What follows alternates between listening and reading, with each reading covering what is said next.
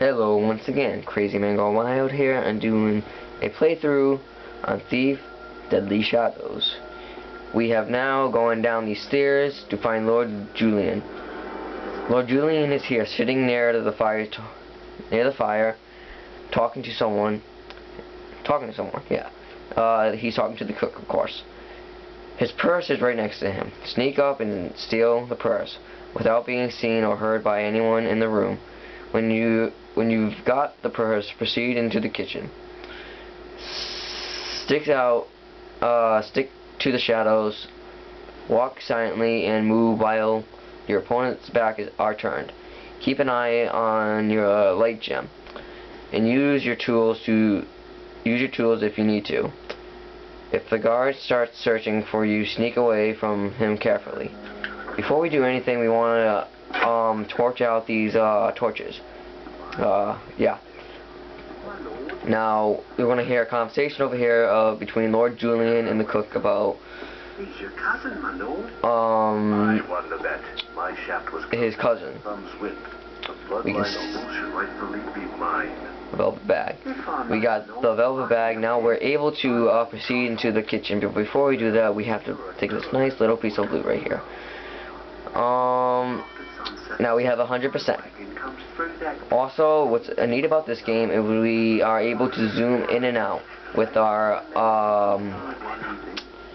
mechanical eye, since we lost it in the first mission, the first Thief of the series, the Dark Project, yes. And you were able to do it in some of the Thief 2, but I wasn't able to figure out how they did it. There's 2 different CDs for each Thief edition, Thief series, my bad. And it just happens that this one isn't different from any of the other ones. That's a good thing, because nothing changes. Alright. Sometimes sometimes even a careful thief gets caught.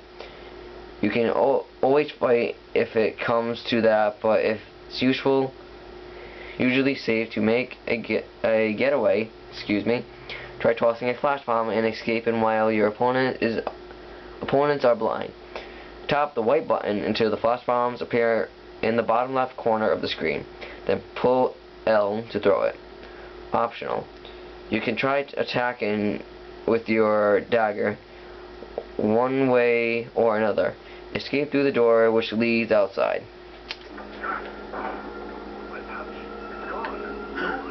What? Did I just see something? No.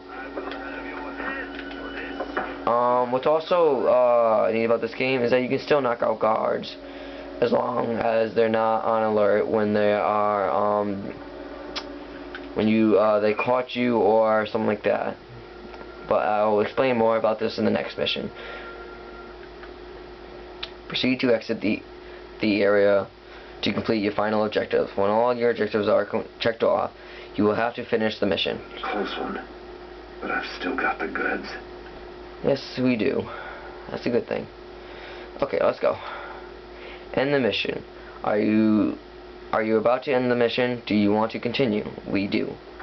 Nothing like mixing in society, especially if it comes with good loot. The velvet bag turned out to hold a bronze medallion stamped with a griffin. Valuable enough, but more interesting was the conversation I overheard between Lord Julian and the cook. Especially the part about a huge opal and a conspiracy for stealing it. I'd hate to have anyone but me get a stone like that. But I need a better idea where to start looking. If I show the medallion to my fence, I'm sure he'll know more. Heartless Perry always does.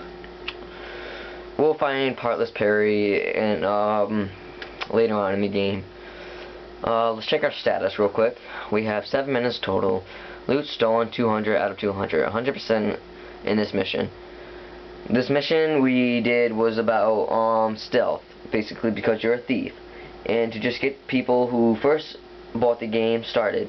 And if you are a Thief fan like me, you would have bought the game right when it came out, either in EB Games, which you cannot find anywhere these days, or GameStop, which you can find everywhere these days.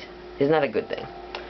And what see. This is our status. And what our status does is it tells us how much total we have for the game, how much loot we stole in the game, how many times we got caught in the game, how many opponents we blackjacked, and how many opponents we killed. Stealth kills, non-combat kills, locks picked, pockets picked, bodies discovered, damage taken, health taken. That all tells us on how we're doing in the game. And you can also tell by our difficulty is that it was on normal. But let's watch the cutscene.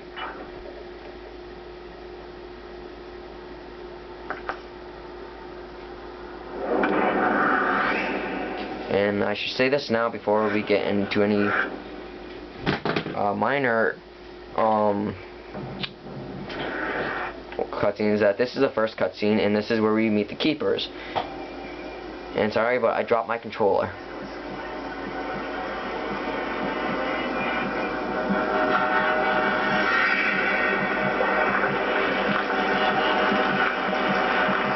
Oh my god, it's magic.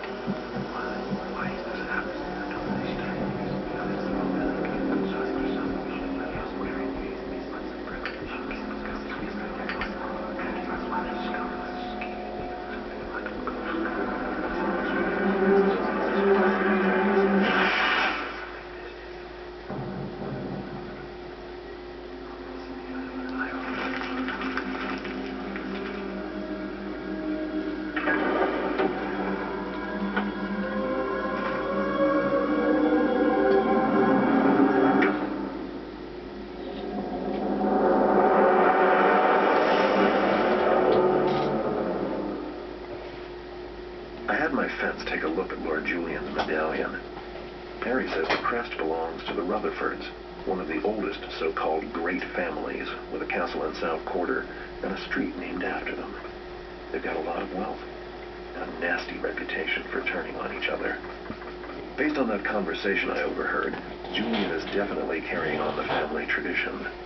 Lord Ember, Julian's cousin, currently resides in the castle, and Julian wants revenge. Julian had a good plan.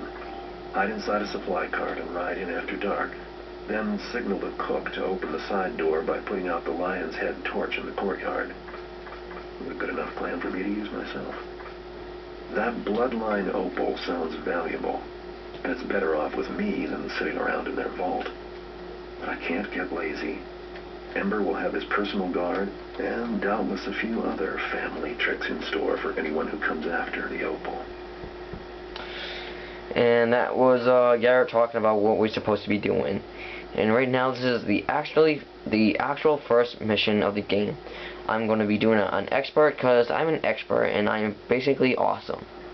So what our objectives is to steal 90% of loot in the mission. I will try to get 100% as best as possible. Find all 3 special loots in the items in this mission. I can't kill anyone. I can only knock them out. And